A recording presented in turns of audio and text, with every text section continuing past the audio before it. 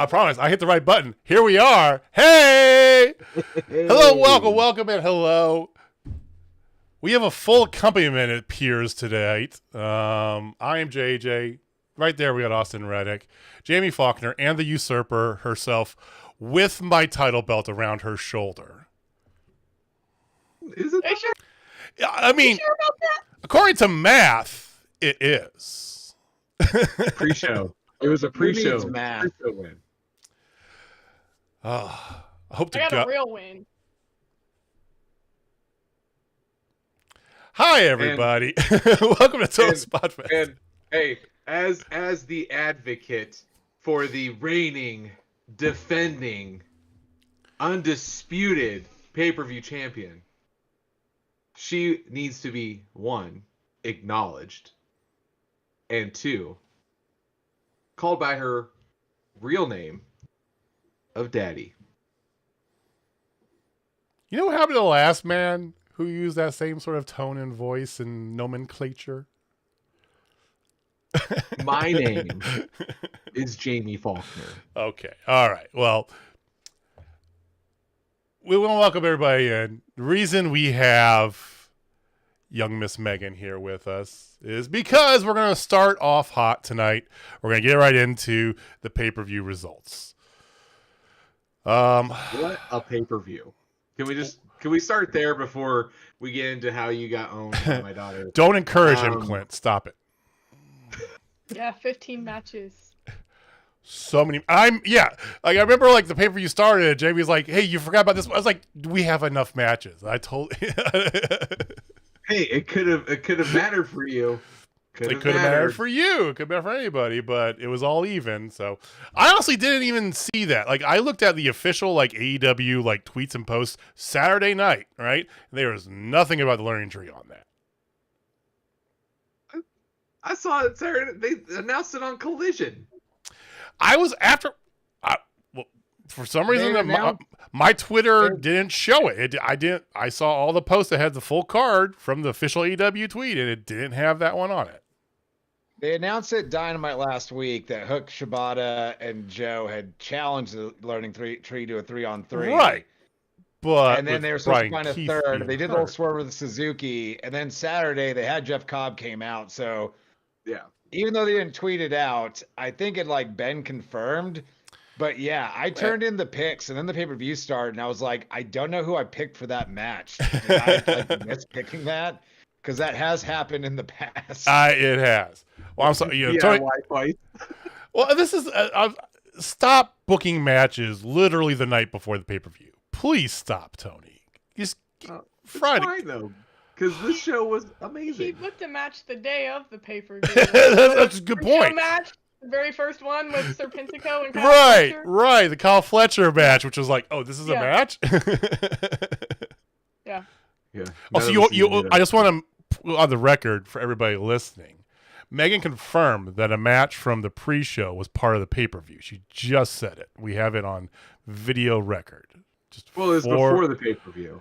She said on the pay-per-view. She said it was part of the pay-per-view. This is why we pick the pre-show matches. As her advocate, we deny that has ever been said. Well, I mean, not only it didn't seem to make a difference this time. Boom. Or did it? So, going over the picks, and we'll talk about the pay-per-view in just a second here in a lot more detail. But going over the picks, it came down where on the pre-show, we all missed the four-way tag match. We all got right the Lucha Brothers match and the Mariah May match. Only Megan got the women's 0 Hour tag team match correct. Mm-hmm. Will that matter in the end? Let's see. Because throughout the rest of the show, it ends up being that both myself and Austin finished with 9 total correct guesses. Jamie actually had 10. GG's, Jamie. Thank you. And Megan won by one singular match. The one match she won the title off of was the 0-hour women's tag team match where she picked Willow Nightingale and Tam Nakano, and Jamie did not. You know what? It was going to stay in the FWO regardless. It was going to stay with us. I hear you, but for what it's worth, congratulations, Megan. I will be the bigger person here. Thank you. I'm going to remove I think she had something she needs to ask you, though. No, it's not going to happen. That's not going to happen. How does it feel? Oh, yeah. How does it feel to constantly lose to a 17-year-old girl every single time? I've been losing to you since you were 14, goddammit. Yeah, you have to step up your game. Your father knows me a lot better, and he can attest that JJ's history with women is pretty much rife with me just getting emotionally kicked in the balls. So, hey, this is par for the course for me. I'm pretty good with it. Dude, I'm married with 4 kids. Like I have balls left. Yeah. You lost yours a decade ago. No, but congratulations, Megan, for winning on a pre-show match, as it turns out. Go figure. At least I made the right choice. You guys should have been smarter and picked the right person to win. I will. Well, okay, on the title match, we had 2 very distinct opinions on that going in. We talked about it for the past few weeks. Austin, I know that you talked heavily about that last week, I think it was. Not saying you influenced my pick or not, but yeah, I was saying for weeks Swerve needed to win here. I bought too much into the hype that it seemed like, well, once it was confirmed Ospreay was not making it into the Owen, I figured he's got a main all in at Wembley. Ospreay Danielson. It's like it had to be, right? And then once I went against my gut and took Ospreay, I was like, I'm going to throw a curveball out there, especially because we all end up picking the same main card every damn pay-per-view, more or less. Which is why I picked Takeshita in the ladder match. And while my pick may have been wrong, based off the crowd, that's the gentleman that should have won. We'll get to that when we get to the pay-per-view. But for sure. I had some squirrely picks in there. That was a pro Takeshita crowd. Oh, yes. We'll get into that. Everybody's being pro Takeshita. Yeah. We did have a tiebreaker for what it's worth while I was out there. If we had gone to the tiebreaker, I would have definitely retained because I was absolutely the only one who thought they were going to give any sort of time on this here. You were 14 damn matches. It wasn't going to happen. You were a fraud champion anyways. I wasn't an official champion. Thank you very much. See, this you never held the belt, though, so is it really official? I have 2 held this belt. And again, we have video evidence of me holding the belt. Megan, it's past your bedtime. Don't you have school in the morning? No, it's summer. Oh, that is not true. Not only is it summer, but tomorrow is a federal holiday. That's double not having school. That's as much not school as you could possibly have. If you really want me to go, I mean, I don't really have to keep talking to you. Luke, well, it's just on my level anyway. I tried to be. I even was the bigger person. I said, congrats. I gave you your kudos. I removed the belt, and then it's just like you keep digging that knife in. It's like, come on. Let me have one breath left. It's not losers. It's loser because Austin's cool. Yeah. Austin is cool. I agree. You all suck. Well, yeah, if you guys really want me to go, I mean, I guess I will, but you're still not on my level. I don't think you ever will be. Ouch. Goodbye. I cannot wait for her to start college. Oh my God. That was a better shit-talking promo than we got in the middle of Dynamite tonight. We'll get to that later as well. Yes, we will. There was a lot of positives though from Dynamite, but yeah, let's go. Let's not leave the pay-per-view because my God, you had put a question out there. Was it Jamie? Yeah, Jamie had put the question out. We had a little group chat, right? You know, Jamie put a question out there. That was match of the year between Swerve and Will. And me and Austin are both like, you mean the best Will Ospreay match of the year category? Seriously. He's just racking them up. And as I said in the chat, not you, Roddy, but the rest of them. And his match with Roddy was phenomenal too. It just wasn't on the level of the other ones, but man, he is having a year. Oh my God. That's an understatement. Like this, like we've had like the summer of like Keanu, like when Keanu Reeves was really big over summer, like 4 movies coming out. You've had all these other things. Like this is 100% the year of Will Ospreay, and what he is able to do, and the fact that he also paid tribute to one of my favorite Japanese wrestlers of all time in Hayabusa. Like, yes, sir. Oh my God. Yes, sir. I mean, he is just the consummate,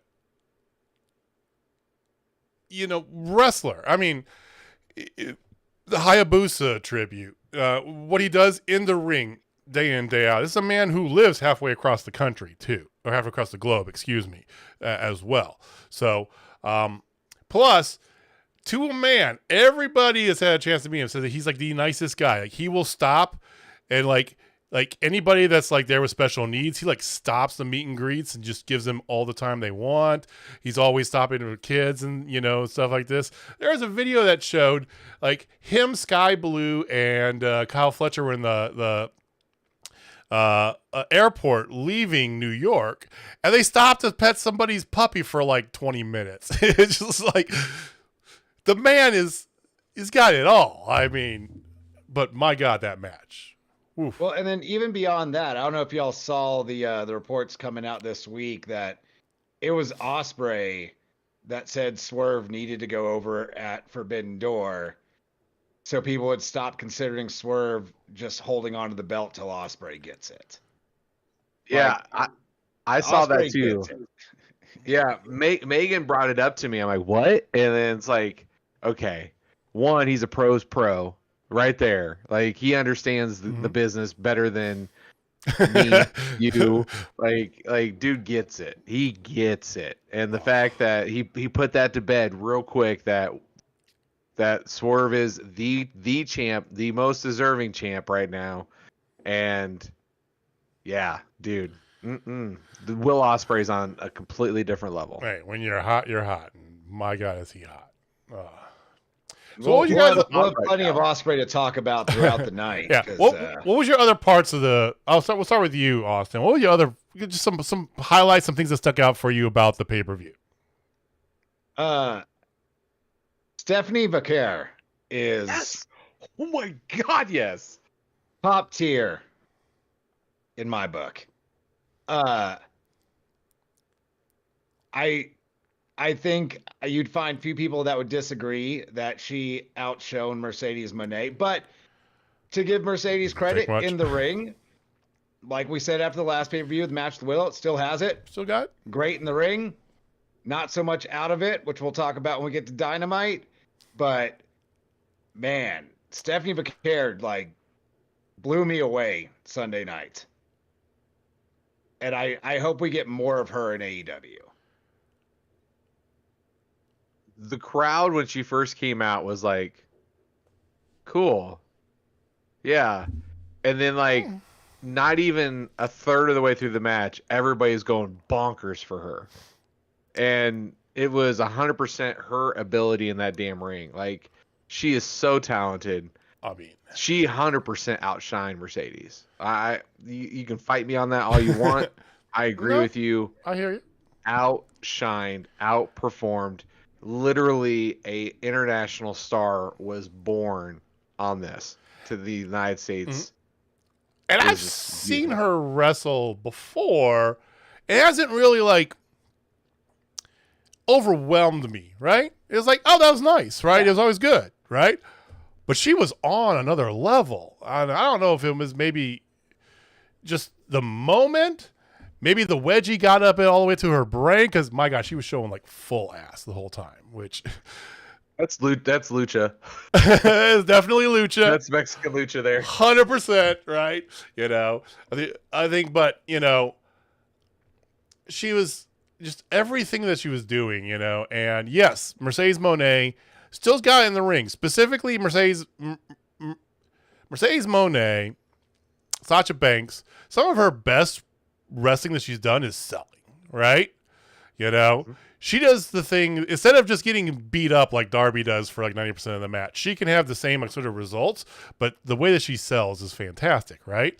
But there's no need to when you got somebody as good as Stephanie. And yeah, the crowd was 1,000% behind her. It was, I hope to God she is back more. I mean, we shall see. They did announce that the partnership with CMLL and New Japan is going to go strong. So Wrestle Kingdom weekend, whatever. What is it? A weekend this year? I don't know. It's always moving around. It's whatever.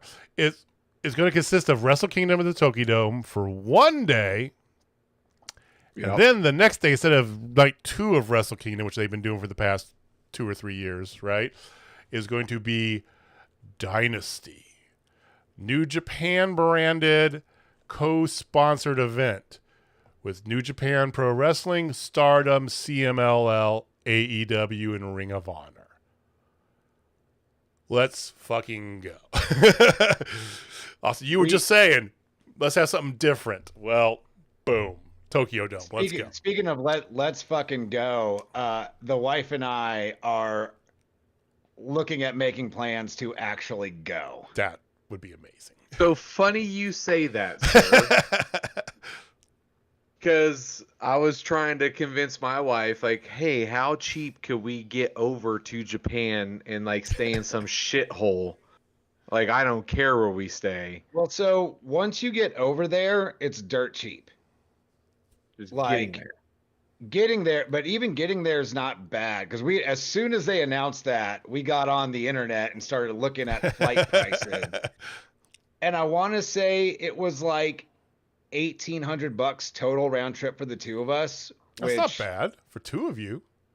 Yeah, was not bad, because we were in Vegas 2 weeks ago and it was $800 round trip. It was somewhere like between 18 and 2,000, like something reasonable. But yeah, once you get over there, food and lodging is super cheap. Like, you can get a decent hotel room for like $60 a night over there.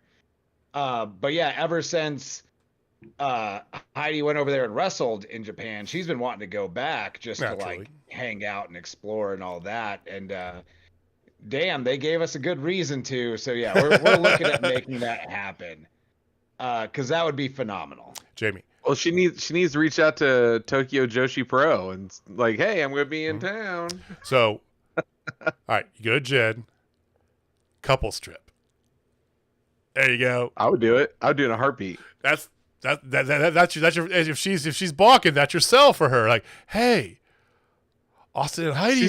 She's not into wrestling like all of us and Marks are. Exactly. So go. It's a couples trip where 3 of you will really want to go see wrestling, and your wife will go with you because she's there. Yeah, if I'm going to Japan, I'm going to Japan with wife. Sorry. No, I'm just saying that's the way you can sell her on it. Oh man. I'll go back to that match really quick. Yes, go back. I do want to point out that on a night where we saw a dragon screw leg whip in damn near every single match, Stephanie Vaquer hit the greatest dragon screw leg whip I have ever seen in my life. I legit thought she broke something. It looked like she just ripped Sasha's leg out of her socket, and it was phenomenal. You know, like the one that Orange Cassidy hit was pretty good, but yeah, no, Mm-hmm. And speaking of Orange Cassidy, another highlight of the night, Orange Cassidy and Zack Sabre Jr. was phenomenal as well. I mean, the fact that Zack Sabre Jr. went over was surprising. His first AEW pay-per-view victory. Yeah. I didn't know that till the media scrum. I was like, huh, how about the greatest technical wrestler? I mean, and not just over, just wrapped him out clean in the middle of the ring too. I mean, the match was it. And he said this at the media scrum. We said a lot, right? You got people have a preconceived notion of Orange Cassidy, right? But the man can do damn near anything. He is so goddamn talented, right? I had no qualms about him going into a technical wrestling bout with Zack Sabre Jr. because it was going to be fantastic. Same. I think overall that pay-per-view was really damn good. It was long. That was like, if I'm going to gripe about one thing, it was long. I mean, Mina Yeah. Shirakawa, Tony Storm tore the roof off that damn place. I mean, we even had fun with the learning tree and Jeff Cobb. That was fun. That was a It was fun exactly match. what That was a you fun match. expected. Hell, Danielson, the Elite. Even though some people bitch about Moxley and Naito, dude, that match was still really good. I had Like, no problem with them. I had no. What were they bitching about? communication. Like, you can see it's a little rough in some spots. Two different languages. Get over it. And you have a Japanese referee too, which I loved. Red Shoes getting the pop from the crowd. Okay, that was one of 3 cities in America where they would know who Red Shoes is, and thankfully they were in one of them, so that was great. Yeah, there really wasn't a must skip match on that entire pay-per-view. Mm-hmm. Like, everything delivered. It might have been long, although the pay-per-view proper, like from 7 when it started, was the normal Under 4 hours. 3 hours, It's just 45 minutes it normally runs. it's his way to extend it out. He puts 4 matches on the 0 hour, right? So. And I thought 0 hour itself would have been a great episode of Collision or Dynamite. Yeah. Like, even the pre-show was great. Yeah, Lucha Brothers. You got Mariah May. The ladder match, though. I will say this about the ladder match. And in part, it's an unfair expectation. Because I'm sure me and Jimmy have had this talk many a times over. Whenever there's a multi-person ladder match, I forever am putting in my brain NXT TakeOver New Orleans on and saying, you have to be this, right? That ladder match with when Adam Cole won the inaugural U.S. Or was it North American title? Nothing's ever going to be that good. Okay. It's just, but we saw some great stuff in there. Mark Briscoe looked fantastic. How about Takeshita's Blue Thunder Bong off the apron through double tables of El Phantasmo, who I was so happy to see on my TV. That was phenomenal. A few minutes before that, where Takeshita was just powerbombing everybody, was phenomenal. And man, what a time it would have been to swerve what everyone thought was going to happen and just have Takeshita win that TNT title. Yeah. It would have been great, and I was for it. That the crowd was 100% for it. Like that. So there was a couple things that was very obvious from that crowd. 1, they love Takeshita. Mm-hmm. 2, they love Will Ospreay. 3, they hate Mercedes Moné. And she finally leaned into it. And we're gonna put a pin in that, and we're gonna come back to that shortly. I also want to put a pin to Takeshita because I have something I want to get to that we'll talk about in just a little bit. So we are now free and clear for All In. All In is the next AEW pay-per-view in August. So a little bit of time for us to breathe for a little bit. Just a little bit. Yeah, and we're gonna know the main event next week, which it seems like they're rushing the Owen a bit. No, because it's finishing in Calgary, so that makes sense at the Stampede, right? Yeah. Yeah. Calgary Stampede. It's finishing next week, and it started like last week. Yeah, I felt like it should have been bigger. Well, I it should have been bigger, especially because they started it well before Forbidden Door.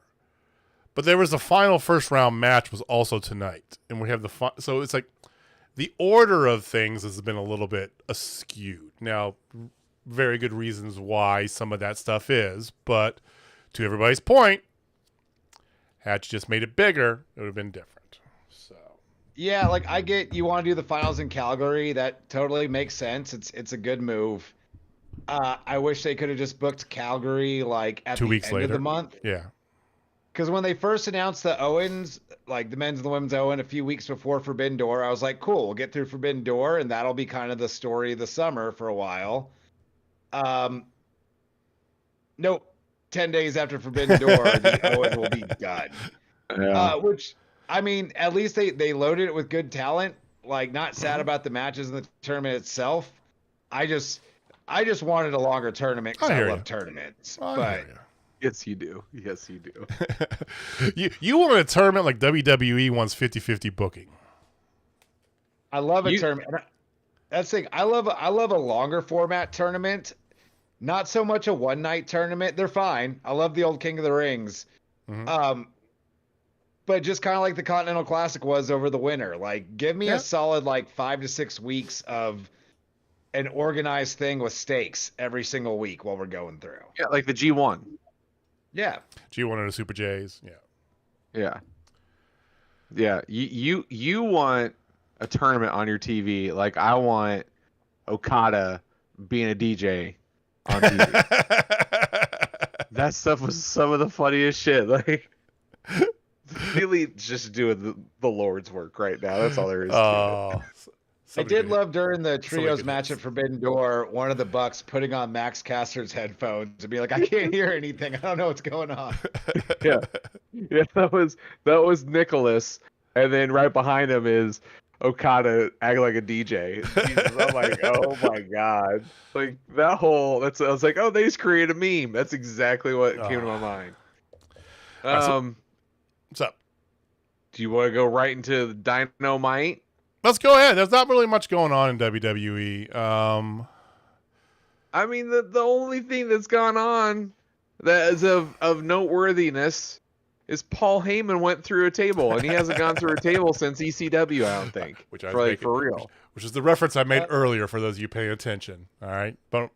Brownie points. Yeah. Yeah, he doesn't bump very often. But what he does is through a table. They made that mean something. The crowd loved it. Like, it was I still, with this entire bloodline thing, you did nothing but job Solo Sikoa out for like 8 months until Roman Reigns left. Right. And then you're just like, oh, he's just the new tribal chief guy. Like, we've been watching him lose time and time again. When you bring in God and Jacob Fatu, and he's the chief? Wait, what? Yeah, he might as well join up with Brian Cage and Tonga and Khan. Yeah. Well, I mean, so we're gonna have Bloodline 2.0 and then OG Bloodline coming back probably right after SummerSlam. I already see it coming. Like, so you get Bloodline versus Bloodline, which is great. I think that's in gonna a traditional Survivor Series match. I could not disagree with you any harder. Not that it's going to happen, but that'll be great. On principle alone, that is the dumbest possible thing they could do. I don't disagree, but you also got to understand, Fed fans are here. We are here on a different level, just because we grew up through the Attitude Era. I'm sorry. Since we grew up through that, we look at wrestling different than the normal Fed fan now, which is not any kind of derogatory comment towards them, but it's going to be a good thing for them because this is their rock stone cold, essentially. Like, this kind of stuff is what they're trying to develop out of a giant Samoan family. I understand that, but they used to be, and that's I bring this up every few weeks when something relevant comes up. People say WWE is the storytelling company. No, they're not. They're terrible at telling stories. They just there's no reference to the past. There's no acknowledgement of anything that happened before. It's just, what can we do next? And you haven't even had the OG bloodline broken up for an entire year. I think I talked about this last week. Not even a couple weeks ago or months ago at WrestleMania, Jimmy and Jay were literally fighting each other. Why are all they going to go join back up with Roman Reigns now just because these other Samoans are wrecking shit on SmackDown? Like, why would main event Jey Uso care? Why is he going to go jump back into all that? And they're going to come up with some dumbass like reason, and there'll be a promo that will make almost no sense, and people will just be happy to see it. But that's what annoys me about watching WWE and why I can't keep up with it regularly. There is no reference to the past. They have the memory of a goldfish. If it's in the past, it might as well have never have happened. They should, instead of doing that, which would be silly, do the new bloodline against the Uncle Howdies. Like, now we got something new. Let Roman fight the new bloodline by himself for a while, but when you go into War Games, do bloodline in the new Howdies or whatever. Don't reform the OG bloodline less than a year after they broke up just because you ran out of other ideas. Please, I'm begging you. I mean, they are very much, to keep it in my same themology of Disney and, under the umbrella of Disney should have bought WWE, because they really should have. It's the Marvel universe, right? Thanos snaps his finger, half the universe goes away, but they can undo it. And then, we've got multiple timelines and the multiverse, so we can rewrite anything and just put it back to the way it was because of that. That's kind of the way the WWE's writer room is, right? If they work it in that the OG bloodline is not the regular OG bloodline, they came from a different universe where they're still all friends, I'll retract everything I just said. I'm for you there. But it's like the Cody Rhodes thing was supposed to be the end of the story, right? Now, I never even, if you watch any sort of like Raw recap or anything like this or what's going on, I don't even see Cody. Where the fuck is Cody at? Is he even on TV? He's on SmackDown. He's on SmackDown. I mean, it seems like everything is still kind of like, but the bloodline is our thing that we built for the last 5 years. And it's like, yeah, it's over with. It's time to move on. It's time to turn a new page. Yeah. Just start something new. And it's not the Uncle Howdy thing. I'm sorry to tell you. I like it. Yeah, there was another promo this week, and it already seems like it's losing a little bit of steam. Like they just don't know exactly what to do week to week with it. And that's why I wasn't excited when they're finally going to reveal it. Like they've been teasing this for fucking years, and I fear that they're going to fumble the ball. I will say this: I enjoy watching NXT. NXT is really good. There's a handful of people on NXT that I think are going to be really good pro wrestlers, top WWE stars potentially. Both men and women. They have I will say this, their women's roster is still the deepest. Like it was that way for years, with Shayna Baszler and Asuka and Yeah. It's still like there's so much talent in there and it's great. It's not that we're haters, we just like a different thing, Clint. I mean you sound like a hater, dude. I am a bit of a hater. Sure. I'm a bit of a hater sometimes. And I don't want to be a hater. I want WWE to be enjoyable and good. But just like, don't insult the fact that you have watched previously by just ignoring everything that has ever happened. I've been burned too many times by them to fully invest that they're going to not do the same thing over and over again. With the new one. Like I'm gonna watch Money in the Bank this weekend, and I'm sure I will enjoy the entire card. And Money in the Bank entirety. Is always a fantastic pay-per-view to watch. Those matches alone are worth the price if you don't already have. Yeah. So I can't keep up week to week. Like I hear you. It's like Charlie Brown in the football. I try. I throw it on. I'm like, why? Why did I watch this? And there's Triple H just going, oh, gotcha. Gotcha, bitch. Yeah, no. So I am gonna defend a little bit more, and then we'll go on to what was a phenomenal Dynamite. But AEW is a different product and it's evolving. It's getting so much better. Like because we've been there since the infancy, right? Mm-hmm.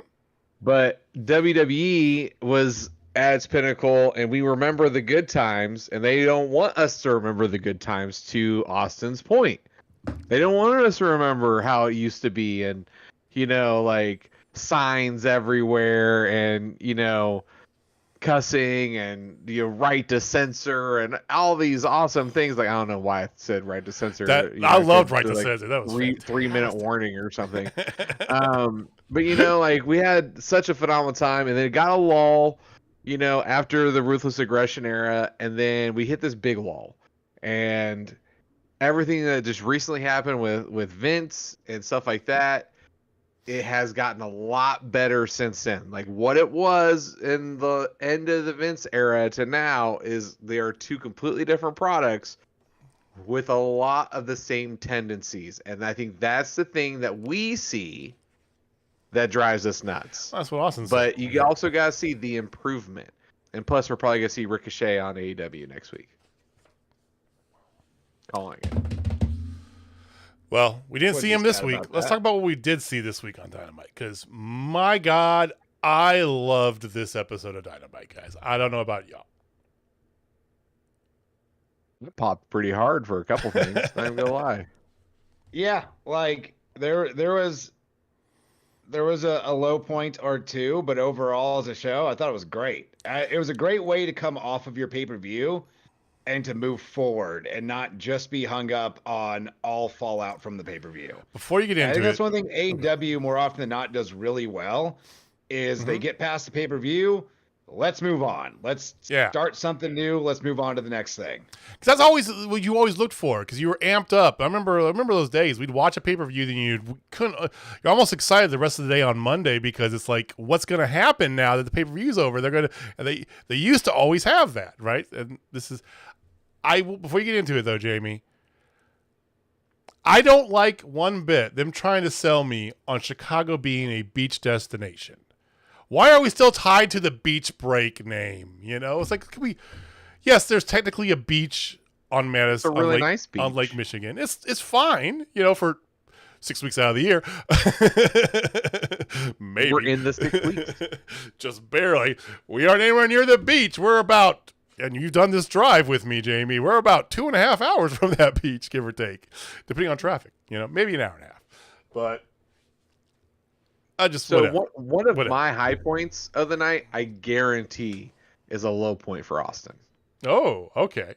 Oh, I'm excited to get into it. Do you want to go chronologically, or do you just want to kind of bounce around? No, we're jumping right in. Let's go. Let's do it. Follow up on the beach break theme.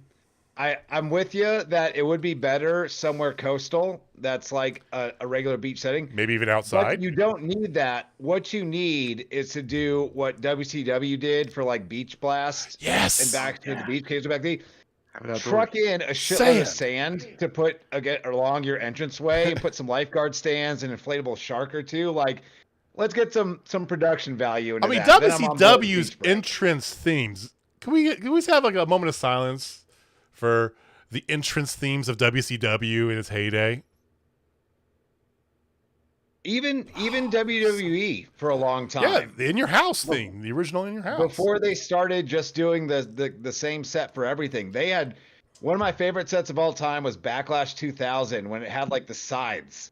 Yeah, that were like swinging in front of the entranceway. So those were cool. I miss elaborate pay-per-view sets. The giant pumpkin from Halloween Havoc.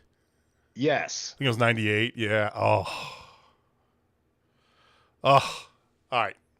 Jamie, where are we triggering Austin? Where are we going with this? We're going to start off with the illustrious return of Dr. Britt Baker, DMD. And she came back and said everything that was going on with her. She was hurt, yeah, but she had like a torn labrum in her hip, but then she had some other acute like mini stroke thing, and that's why she wasn't okay. And a TIA. Now she's back. It's basically a precursor. It's like you are going to have a stroke if you don't. Yeah. Yeah. Which I mean, when she was very honest, which made a lot of sense to us because I think I can speak for all three of us. We were a little critical of her when she was wrestling because you could see that she was checked out, and she called herself out on that. I really, really appreciated that. And then like she was talking about she's talking about past, present, and future, and she talked about the future and talked about Mercedes money, and then next thing you know, here's a car flying up, horn going, and then she gets out and she meets up with Matthew and Nicholas, and she's like full on heel too. Like that's the thing I really want to go into. Okay. She was very heelish, and then they set up a ceremony for her being a double champ, and she comes out there super ass heel, cuts a mediocre promo. Who cares? I don't care about what she said. I care about the fact that she was actually 100% being a heel, what we want out of her. And I think this is the turning point for her. I like the idea of those two going at it at All In. Now, I So know that's a high point. I know Austin's gonna. We gotta get as much ammo as we can against him because I am with you 1,000%. Okay. First of all, it was great having Britt back. Period. The pop she got on the pay-per-view was massive. It was great, well deserved. She has gone to Jay White's school of abs in her absence, and my God, that's embarrassing how good a shape she's in. It's just like from a tall flubby guy. Yeah, kudos. I like the personal nature of it. She was never necessarily the best promo person, but she was never a bad promo person, right? She suffered in the face side of things, okay? But I love how she did this. She made herself relatable, very real, but not trying to put it over. And she shot a lot from the hips. I'm just going to talk to you guys, right? I appreciate it. I thought it was fine. I thought it was good. And then she starts calling out Mercedes and starts taking shots at her. But once Mercedes gets in the ring, it's just bitches being thrown back and forth.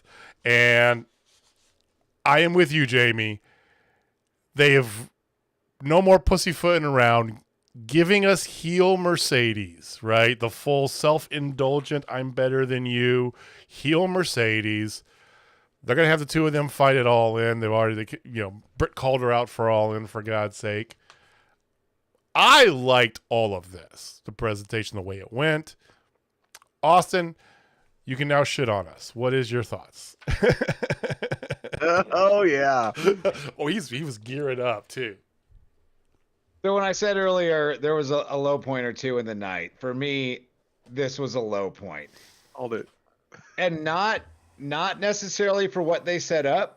I'm 100% behind Britt and Mercedes at All In. That makes sense. That's a good program.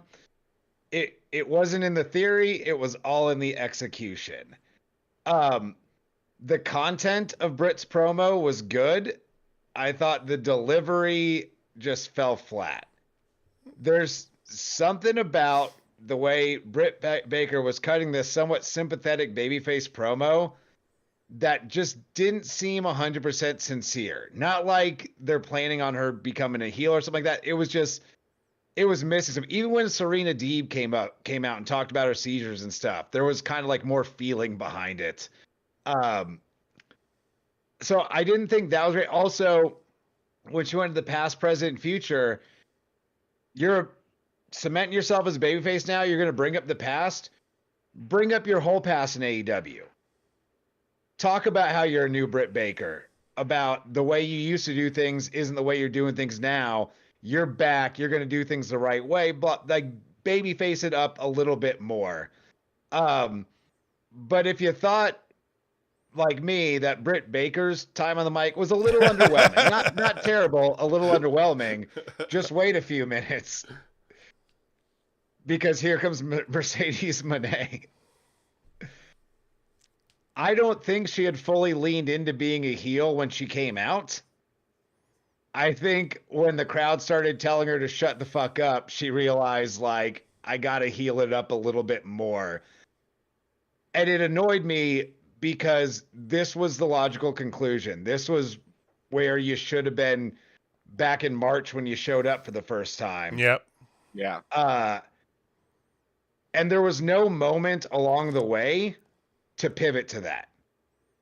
It's not like she had to cheat to beat Stephanie Vaquer. It's not like she had to cheat to beat Willow. She's just been pretending to be a babyface, and now because the crowd was chanting "shut the fuck up," she just got a little bit meaner on the mic. It was a miss on what could have been a better start to this program, which, like I said, I think the program is going to be good.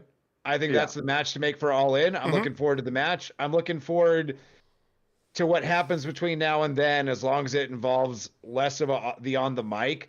When they started trading shots back and forth, it was that really bad. It sounded like they had some canned lines that like didn't naturally flow in. The things I used to get annoyed with MJF about in his promos is like, you're just saying things because it's kind of a snarky thing to say.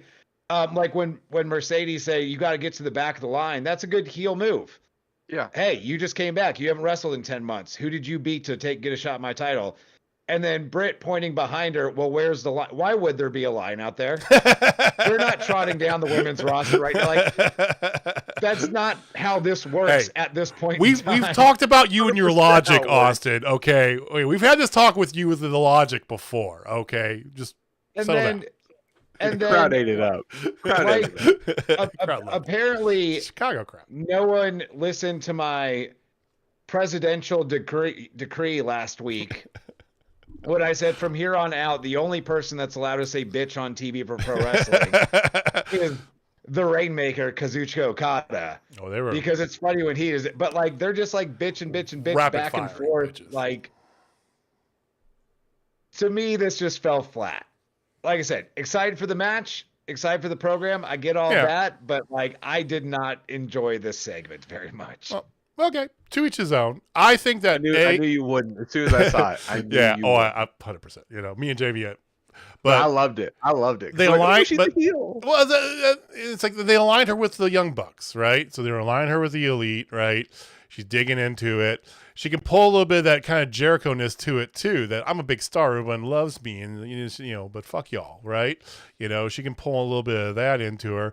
And the best thing is that with her in this position, she doesn't need to talk that much anymore. And honestly, the biggest miss of the entire segment, because it could have been saved right at the end. Somebody hit somebody. You have to stare down. Yeah, that would've been perfect. Like Mercedes literally said, "There's a price to pay when you mess with Monet," and then she just left. Like, is there? she is held there the a price belt to up pay? like this. Like, instead of taking the other belt off while you're holding one, just hit a bitch upside the dome with the one you're already holding, and like, get that heel moment in. Maybe Britt's not cleared to wrestle or cleared for contact yet. She said she was. I don't know. Who knows?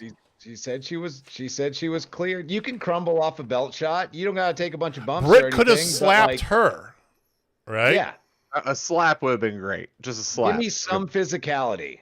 Like Britt just slapping her after she says that puts the belts up, and then of course they get separated by 85 different people. And can we also talk about the fact that these women are allowed to say bitch as much as they want, but they censored Mark Briscoe? Yeah. What?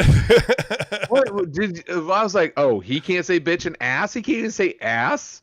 And they didn't even censor the crowd when they were saying "shut the fuck up." They didn't even censor the crowd, right? No. But Briscoe. Quick aside on censorship. I was watching an episode of WCW Saturday Night from 1992 the other day, and they bleeped out when someone said, I forgot who it was. It was a tag team. They're like, we're going to go out there and we're going to kick their butts. And they censored butts in 1992. We came a long way. Early 90s TV was a weird place. They censor that out, but you go watch network TV, and there was some shit that doesn't fly on network TV today that was every night prime time yeah, like viewing. Half the jokes in Married with Children that was on the air at the time. Yeah. Did not age well. So since we're talking Briscoe, let's just go there. And Mark Briscoe officially announced that he's going to be part of Team AEW for Blood and Guts. And then he gets attacked by Jack Perry. And then here comes Kyle O'Reilly to make the save, who gets a Rainmaker from the Rainmaker, Kazuchika Okada. And you got the rest of the Elite come out. Then you got the Acclaimed come out.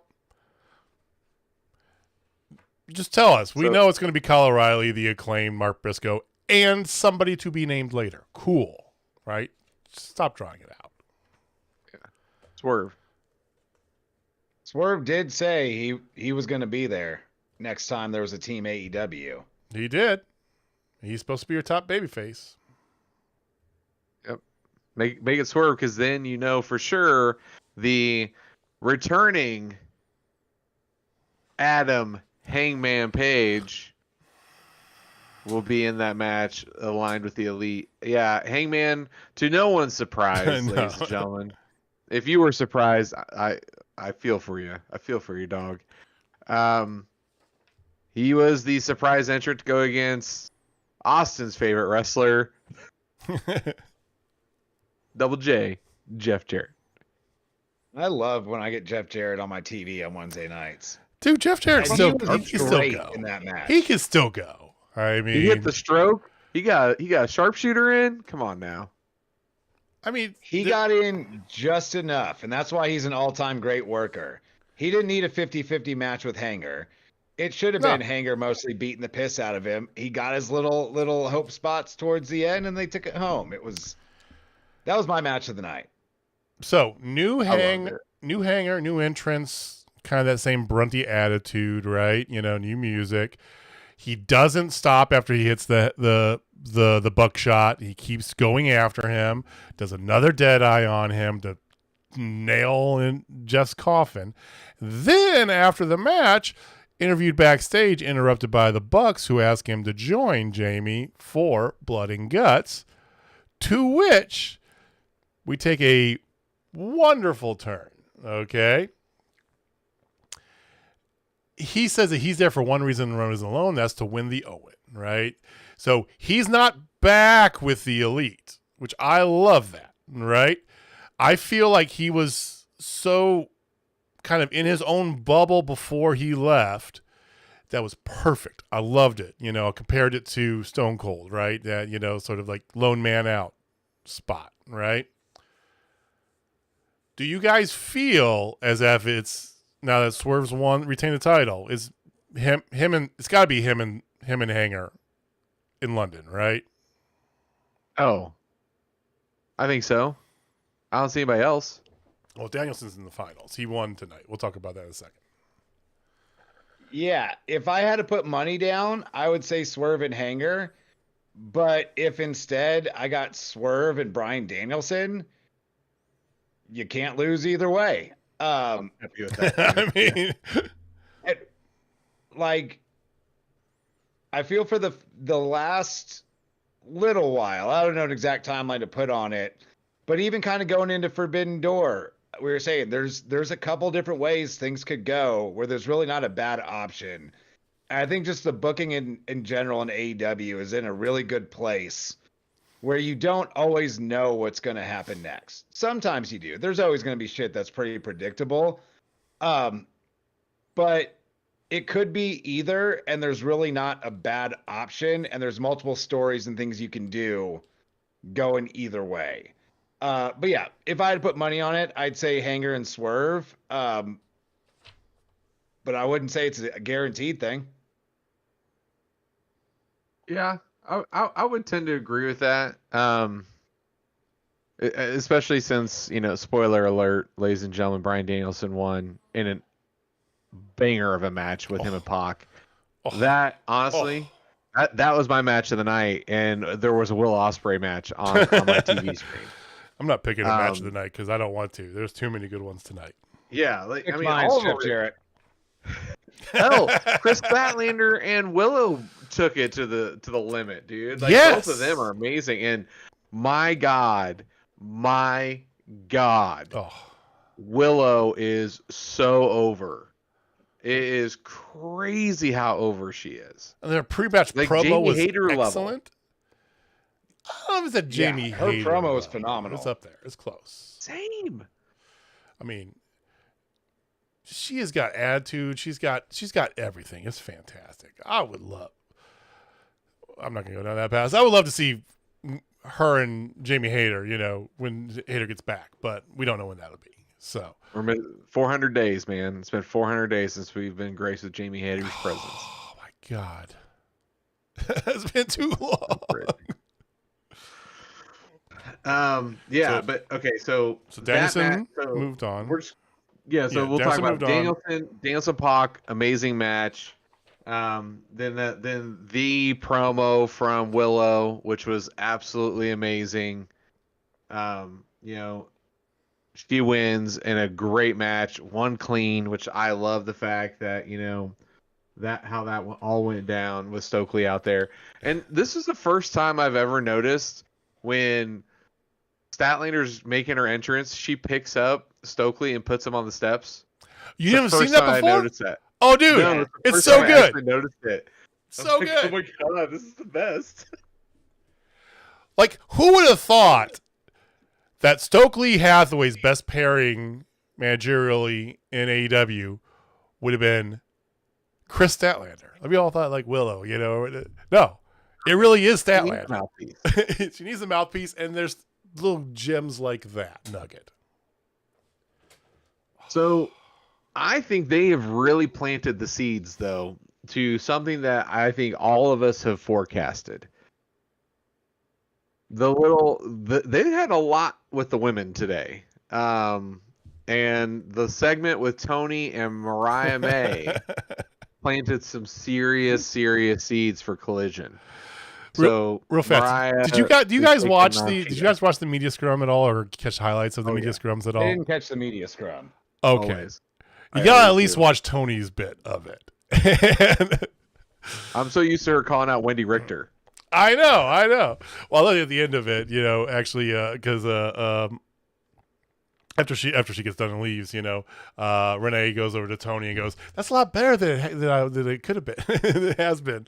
But no, she calls out her big-titted friend, a big-titted opponent, Mina Shiraka. "Come over here, you big-titted angel, you," or whatever. And then big-breasted angel, whatever it was. I can't. Yeah, thank you. And then it does her dance with her on. It was just Lord's work right there by Miss Toni Storm. Sorry, I just want to throw that there. Go back. Yeah, well, I mean, and Tony continues it, obviously, with talking about how Mariah needs to win because she does not want to face Sheeta. And then Mariah starts to try to talk about, well, what if she wins the entire tournament? It's like brushed it off. So I think it's very, very obvious, at least in my opinion, and gentlemen, I want you to weigh in. Mariah's winning this thing. Yeah, 100%. It's the only storyline commentary. It's the only storyline that makes sense for that title belt at your biggest show of the year, right? Yeah. I mean, Sheeta, Tony would be a good match. Tony Willow would be a good match. Those don't really have any. There's nothing.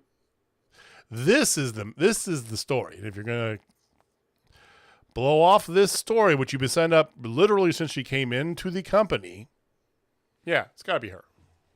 I think if it wasn't at Wembley, you could put Willow in there. True. I think because it's Wembley, you need Mariah May in that spot. Mm-hmm. But that actually leaves an interesting question. What do you do with Willow at All In? That's a good question. She's too big of a star to leave off. She is probably the most over woman you have on the roster right now. She's getting bigger cheers than Tony these days. Well, let's book it, gentlemen. Okay. Wembley Stadium, August, whatever the hell it is. You've got Toni Storm versus Mariah May. We're putting that out there, right? They basically booked it tonight, but you're going to have Britt Baker versus Mercedes Moné. Cool, right? You got 2 women's matches, 2 title matches. A, do you not have a third women's match on the pay-per-view? Very high possibility. B, do you put something on the pre-show for Willow and whoever else? Sky Blue, who knows, right? Or do you have a third match on the pay-per-view with one of your most over stars and another person, insert person there? Jamie, you go first. What do you think they're going to do? They will have it. They'll have Willow on 0 Hour. And it'll be a number 1 contenders match. And the winner of that match will get to face the winner of the AEW Women's Championship match at All Out.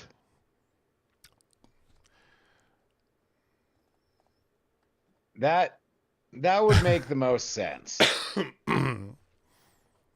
Now, probably what they do, but me, in the very unpredictable stand that I am going to go into a different direction and say they will have a third women's match on there where they'll be bringing in another talent from outside, be it Thekla, be it whoever else, right?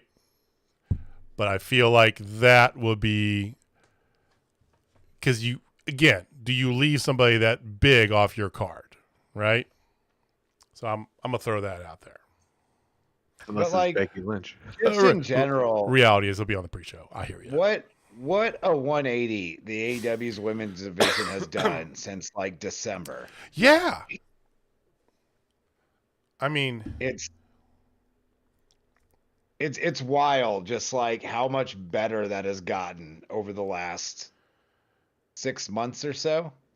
we've been talking about them for about 15 minutes straight here. We haven't even brought up the names of Deonna Purrazzo, Thunder Rosa, who are very much still on your TV regularly. Okay. All right. I know that we all love her in ring work, but Saraya still, she still gets over. She still does good things. Okay. You got developing talents. Sky Blue. She's put out some great stuff out there. We love the work that Julia Hart did, and she's got a fucked up shoulder now, so probably a year before we see her. But, you've got a bunch of others out there as well. Sheeta just came back. Sheeta literally we just mentioned Sheeta, right? Serena Deeb, you talked about her. Hey,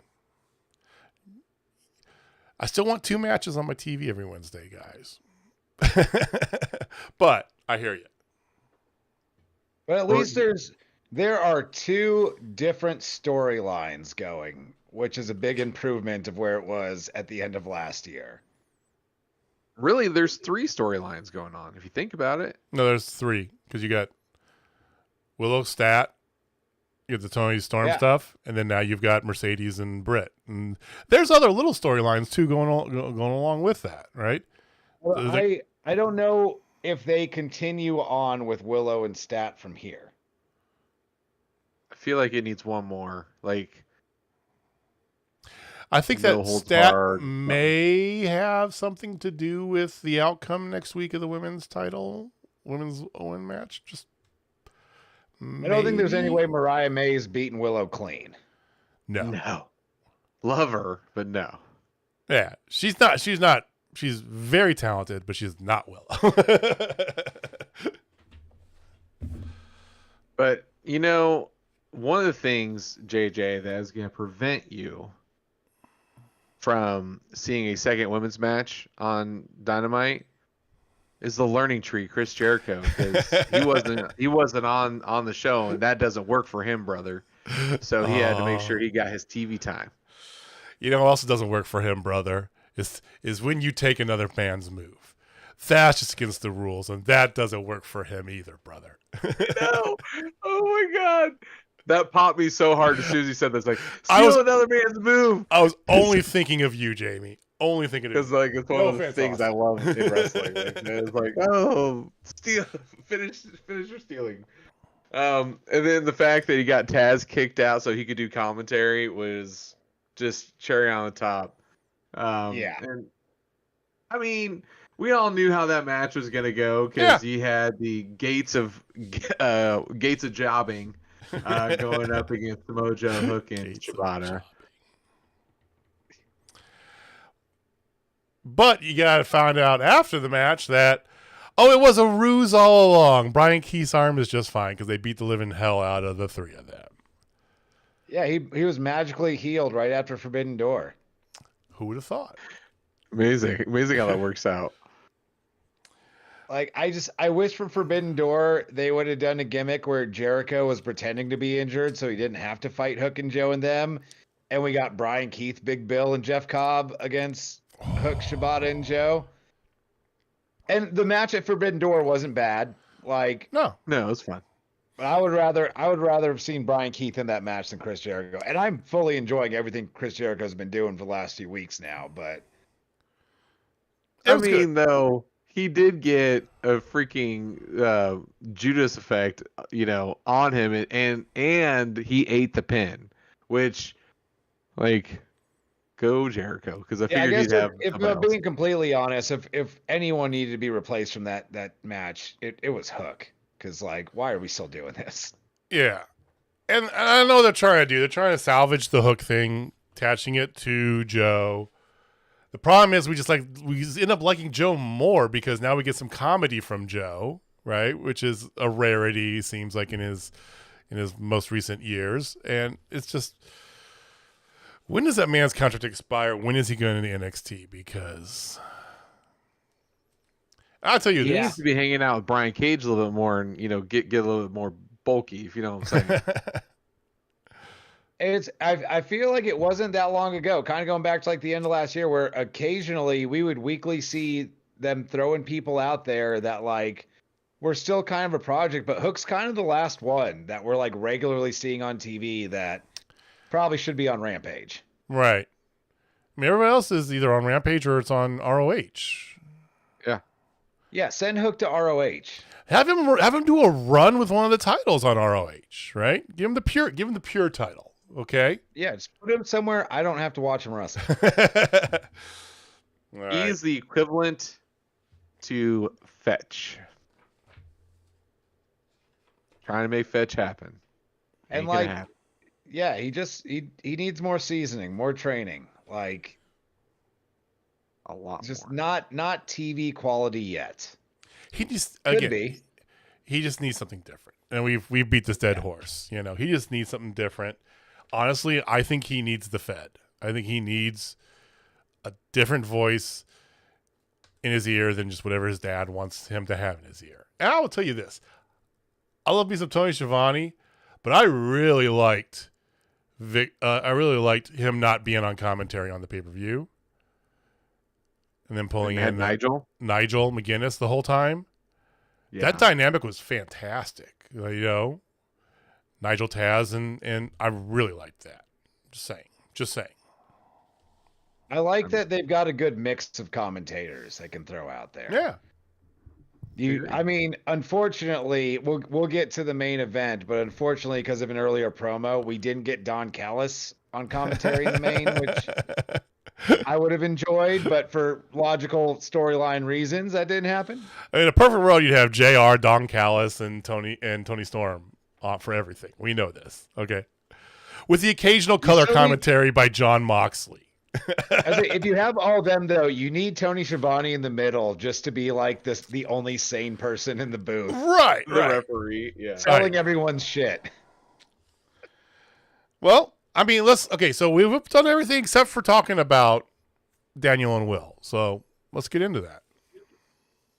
Yeah, so at the very beginning of the show, they opened up with Renee talking with Daniel and with Daddy Magic, saying, you know, this is going to be the biggest match of his life and all this. And then MJF comes over and tells him, hey, you know, I got you and all this. So he's like, you focus on tonight. And MJ asked to be in Garcia's corner. I thought that was very put pin in worthy because I'm like, okay, you know, because I was just waiting for this shoe to drop.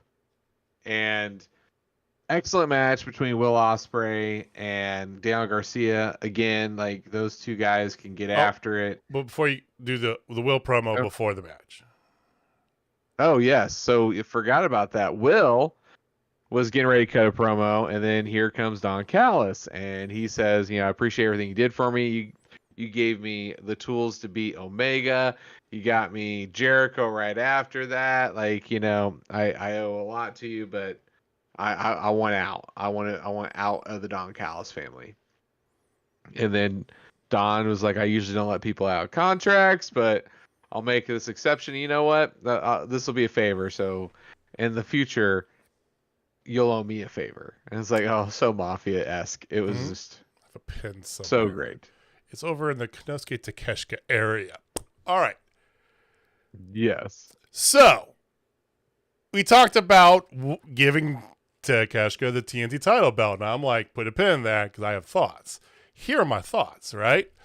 Takeshita, A, is bigger than a TNT title belt. I think he's there, right? We talked about this last fall. When is the time Takeshita's going to be top tier rate? Jamie's like, today. And they're like, hold on, right? I feel it's now. I feel he's ready now. I feel like you have enough story, you have enough kind of foundation in place when you do put the belt on Ospreay. Don Callis is sitting there with his ace, his alpha, to collect. That's where you go with Takeshita. And I think that's kind of the long-term plans for the Don Callis family.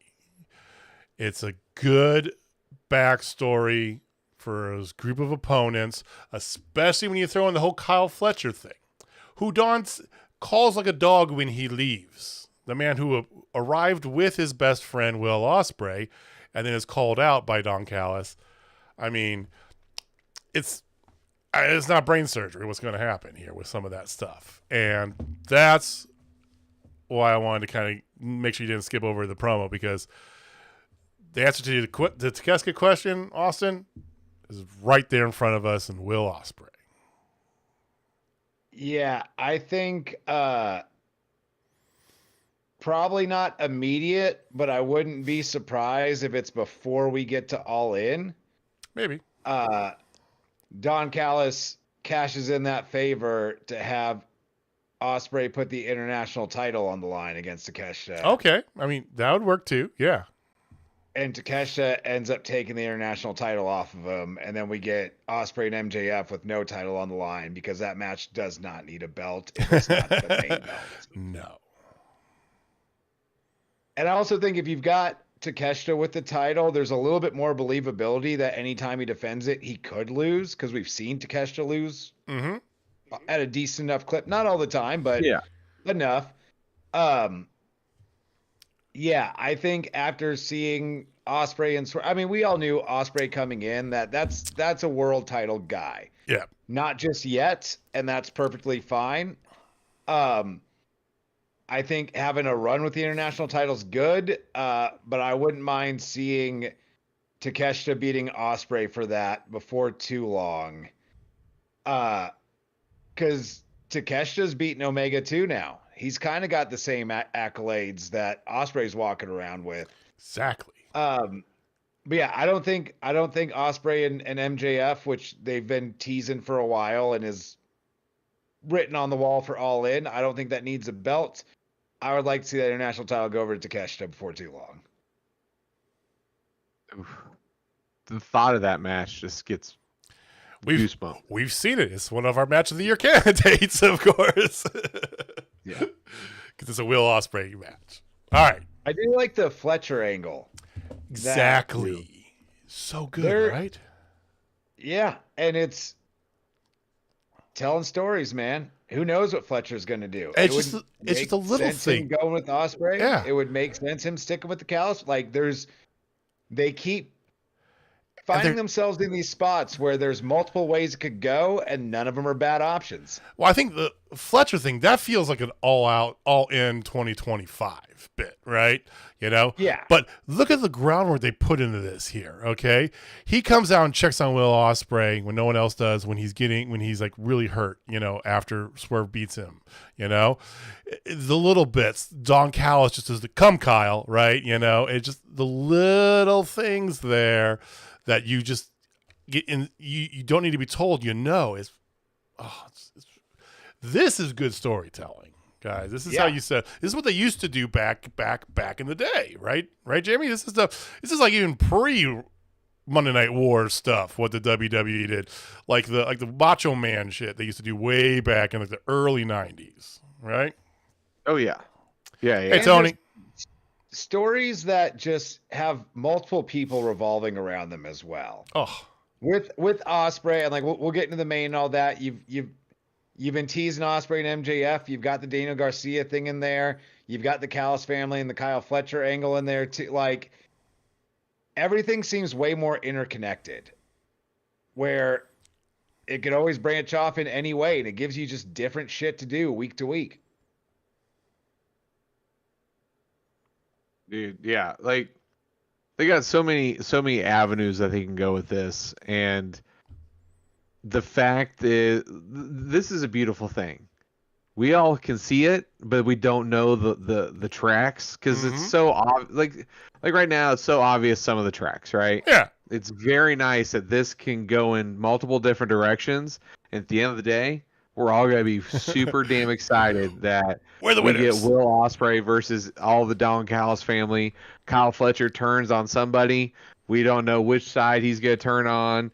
You know, he could go with his brother, whatever. One day Mark Davis is going to make a reappearance in a shockingly fantastic way, right? Yeah, and then Aussie opens back together or not together. Like there's so many great things that can happen with this. Kind of going back to what I was just talking about. Yeah, you use this angle to get that international title over to Takeshita before you get to All In. And at All In, give me Takeshita and Kyle Fletcher. Oh. That would slap so hard.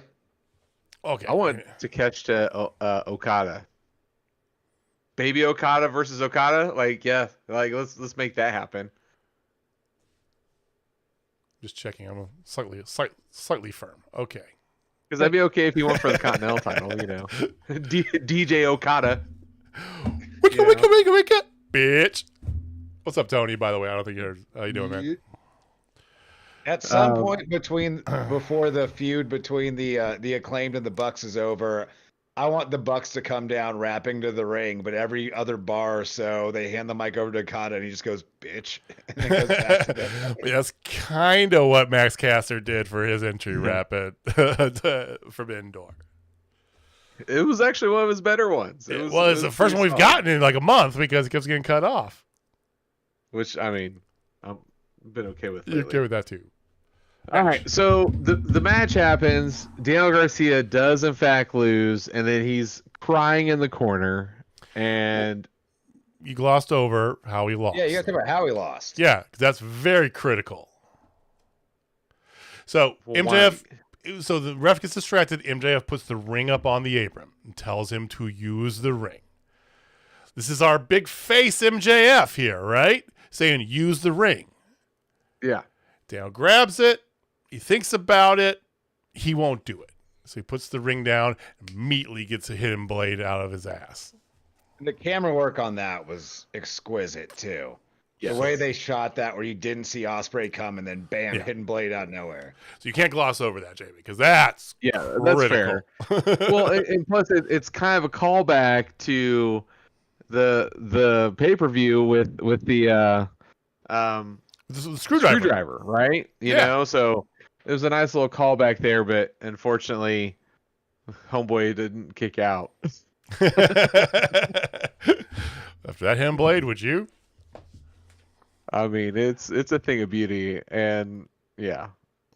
And, oh yeah, we forgot to. I totally glossed over the fact that he lost to Tiger Driver 91. We totally forgot to talk about that, but that's okay. Yeah, whatever. It's stealing somebody's move. That's not okay with me, brother. But so right after that, Daniel Garcia is a mess. Ospreay says something to him. He leaves, and here comes MJF. MJF starts talking to him, and he's like, "Hey, these people still believe in you. They still love you. Blah blah blah blah blah." Kicking the nuts, and then just starts beating the shit out of him. We get the actual scumbag MJF variant, if you will, if we're going with multiple timelines here. We got that version of him. He went full heel, busted out the ring himself, hammered Daniel Garcia in the face, Crimson Mask, and then here comes a whole bunch of people trying to make the save. He's just beating the shit out of everybody. Then a whole bunch more people come, and then Will Ospreay just magically comes back, and then MJF leaves. So clearly the play for All In is MJF Ospreay, which yes, please. I mean, not even more than that. I mean, they never fully committed to the babyface thing for MJF, right? He's our scumbag stuff. This drove Austin crazy for months, right? It's like, why is your top baby face acting like an asshole, right? And to a man, he's never deviated from what he is. He even told us he's never deviating from what he is. He came back and he said he's going to get back to what was important to him, and he did. He did it in the most MJF way possible. And in Chicago, where he would get that good heat, he did it fantastically. And even to the point where he's going up there and doing the pile driver off of the second rope. And Christopher Daniels is up there begging him to stop, and they do it, and then they take him out on a stretcher and all this stuff. And he goes through the crowds and starts to pick fights with the crowd. It's a little predictable, Austin, maybe, but it's the best MJF he is. Just like Mercedes Moné, much better at this. MJF is born to be this asshole. Yeah, this was a nice just kind of realigning of MJF where he needs to be. Yes. Because when he was that kind of their top babyface in the back half of last year, the roster was kind of in a weird spot. You didn't have a Will Ospreay, who's the best wrestler in the world and a top babyface. You hadn't had really the ascension of Swerve Strickland yet. Right. Top babyface, one of the best wrestlers in the world. Yeah, I think this is where MJF needs to be. And I like the timing on this because I thought we were going to get a follow-up from the Callis family running out during this match. Same. And sometime in the next few weeks, we would get MJF and Ospreay and Garcia against whatever Callis offering you want to throw out there or something along those lines. So it was a little unexpected. Outside of after the match, when they were waiting a little too long on the MJF hyping up Daniel Garcia, then you start to think something's coming. Although at that time, I thought it was possible it was going to be the other way around. I had a small inkling it might have been Garcia attacking MJF afterwards. But yeah, like this was great. This put MJF right back where you need him, and MJF and Ospreay and Wembley is going to be great. Yeah, and when we were watching this live, Megan, aka JJ's daddy, we were watching, and she was like, "So is Daniel Garcia never gonna get a run then?" And they keep doing this to this guy. Like he ascends a little bit and then boom, buried. Or not necessarily buried, but like knocked down pegs. And like, I don't know if we're ever gonna get a TNT run out of this guy. I don't know. I mean, like where he fits. I love him. I think he's a phenomenal wrestler, and I think the crowd's behind him. But every time he gets to a point, man, like they do this to him. You know, and Tony's bringing up Ricky and Miro. Miro's filming movies. That's where Miro is. Miro's filming movies. He also has some family stuff, and he has some health issues. He was back in Bulgaria. Some things happened with Miro. Yeah. Ricky Starks is going to the WWE as soon as his contract's up, which is probably the better place for him. He's built for there. I think he'll do very well there. Yeah. Same. And it's not a surprise to anybody. As far as Daniel Garcia, though, counterpoint, give him a belt. What do you do? He got over because this most recent time, and I'm not kidding, okay? He got over because of a dance. Funny, he incorporated into the match. You know, he basically face-fucked Will Ospreay in the middle of the match. Okay? That was hilarious. That was funny as shit. Usually got paid double for that kind of action. I mean...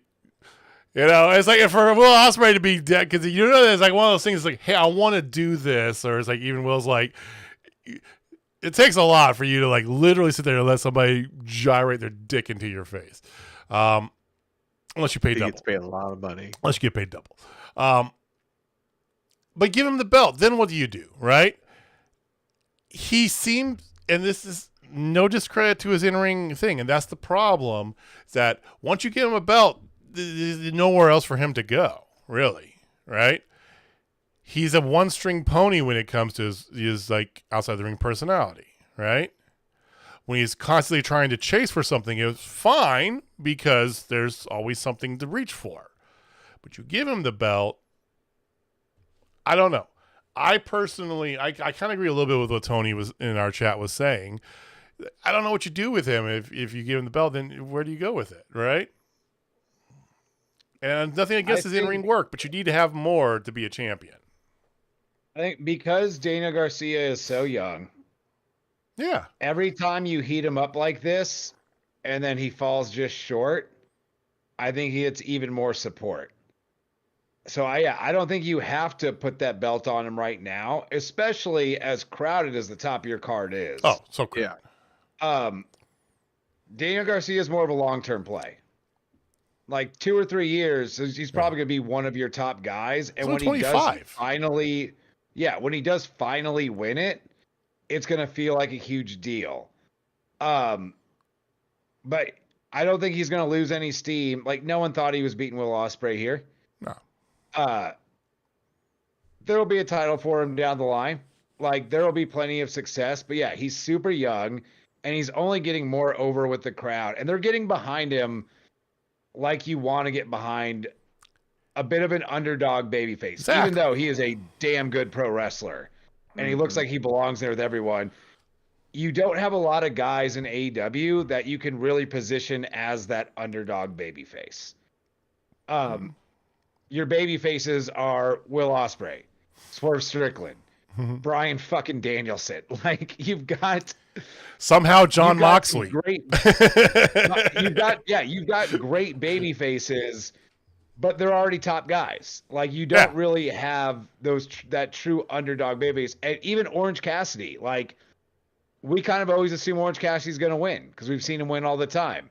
I like that in Garcia, they've got someone that can go out there in a main event with any of this top talent from the world you have and be that little bit of an underdog. I think it's a nice kind of change of pace, different thing you really don't get elsewhere on the roster.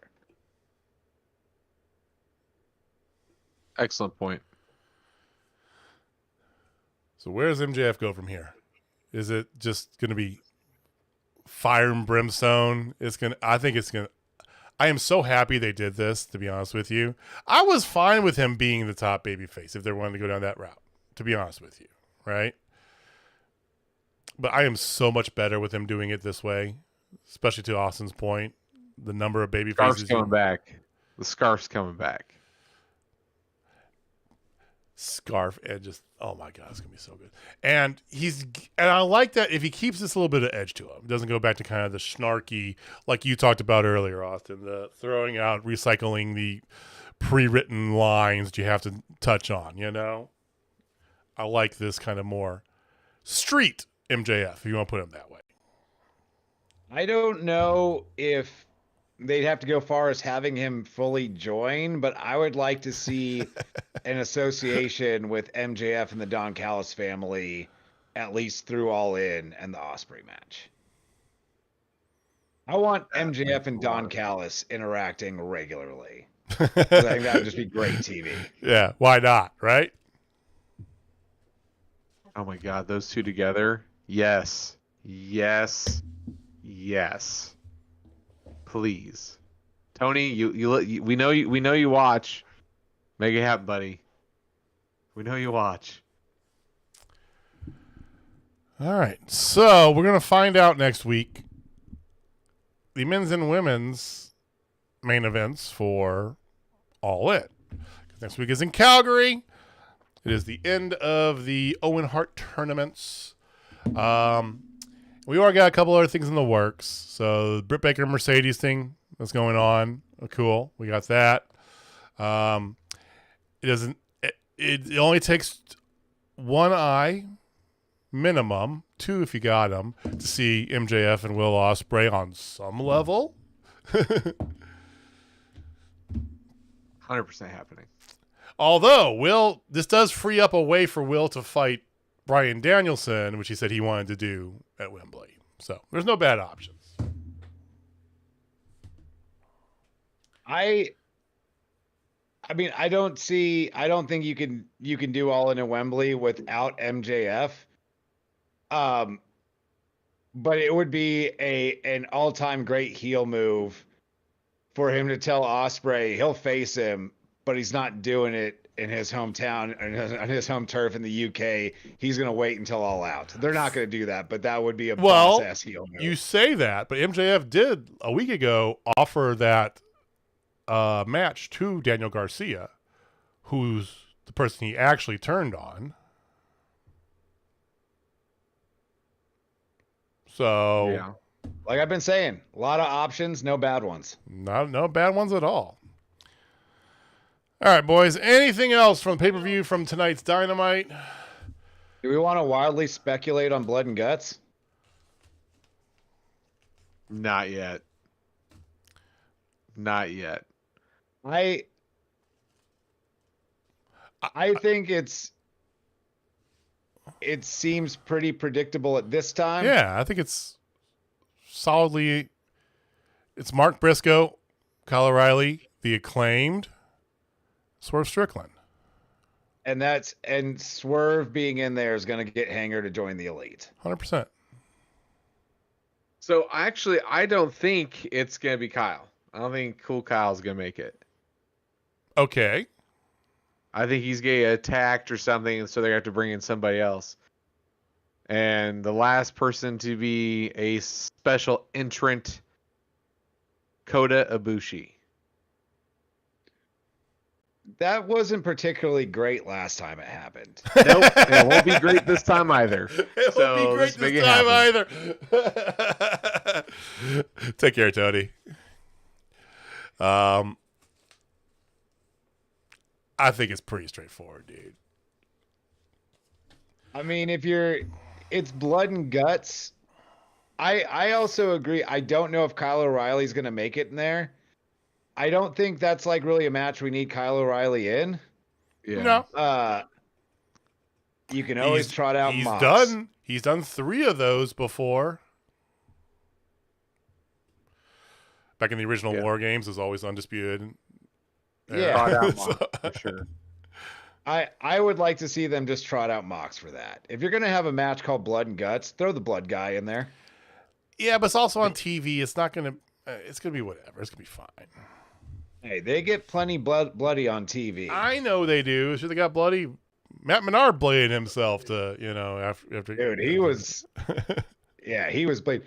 I actually, really quick, just going back to the end of Dynamite really quick. I love the regular overrun. I love that you don't actually know what time Dynamite's going to end, and you don't know what time your main event's going to end or how long the fallout afterward might be. I'm not in a rush to watch. Not that I watch anything because we do the show afterwards anyway, but whatever TNT movie of the week or TBS movie of the week starting after Dynamite or whatever they got going, like, I love that you can get up to a solid like 15 after the hour on any given week, and you never really know what time it's going to end.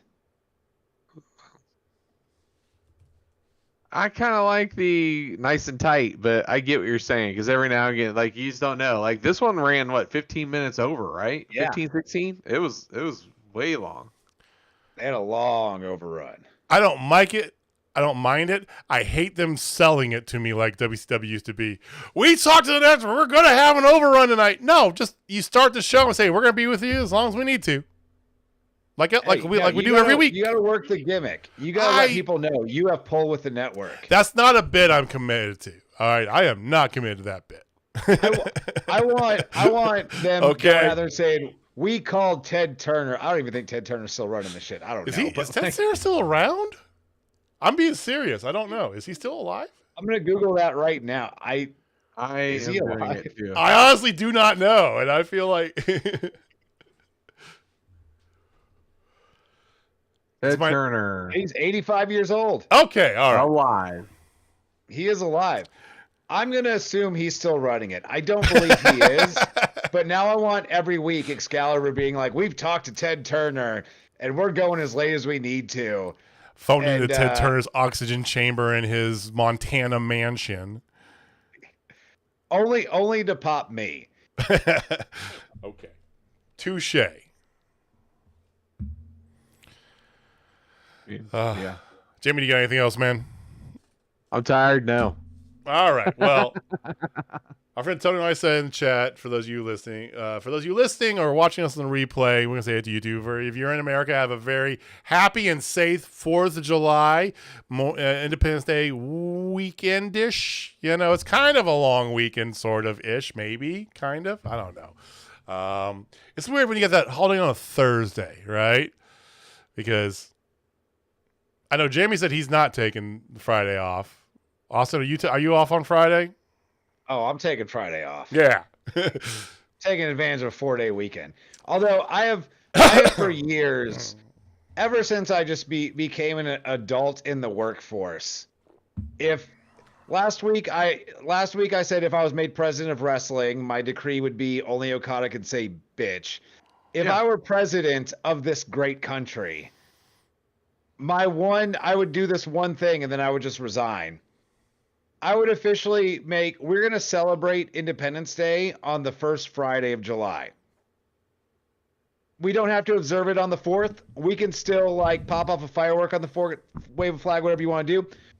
Let's make the federal holiday the first Friday in July so it stops falling in the middle of the week because no one wants to take a day off in the middle of the week, then go back to the work. First Friday in July. Independence That's my Day platform. observed. Kind of like Labor Day. And Reddick Memorial Day. 2028, Like, we're keep taking moving. the first Friday in July off. Book it. Let's make it happen. Do it. Austin Reddick 2024. Do it. Do it. All right, well, have a blessed weekend, all y'all out there. Keep all your fingers. Get yourself some good meat if you eat it. Tofu if you don't. I don't know. Whatever. But Have some veggies. Get that meat substitute dog. I got me a fresh can of chili. I'm doing chili cheese dogs tomorrow. How Nice. American is that shit? Thank you for watching. Thank you for listening. We'll be back here, same bat time, same bat channel next week. Jamie, that's it. Take us home, man. All right, ladies and gentlemen, if you're not down till Spotfest, I got 3 words for you. Acknowledge your daddy.